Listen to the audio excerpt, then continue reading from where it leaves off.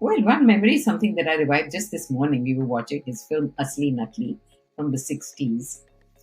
And I remember I was a very small girl, and I went up to him. I'd gone to my Masi's wedding.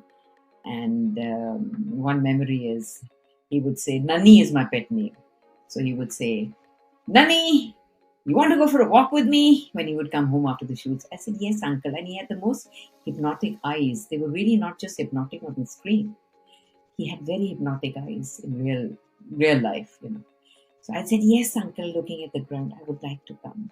So he held my hand, he took a stick in his hand, and he would go around. And I remember the sound. We went to the garden at the back of the house. And I remember the sound, tuck, tuck, tuck, tuck, tuck, tuck, of the hit sticking the ground, of the stick hitting the ground. And I asked him, I said, uncle, why are you hitting the ground? And he said, there are a lot of snakes that come out at night. That's why. And many years later, I reminded him of this little incident. He remembered. He said, yeah, I remember, but there were no snakes and I never carried a stick. I said, that's a faulty memory. And the other memory is asking him, going up the winding staircase from his living room to his bedroom and saying, uncle, which film are you making now? And he looked down at me with the typical Devanand, shaking of the head. And he said, Asli, Natli. I remember that.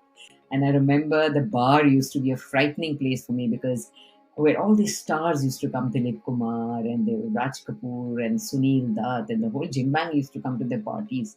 Of course, we kids were, we had to stay out. It was only the adults. And I didn't know these stars very well because I was really small. But I remember they had a mask over the bulb. The bulb at the ceiling, the wall bulb, they had this frightening red mask over it.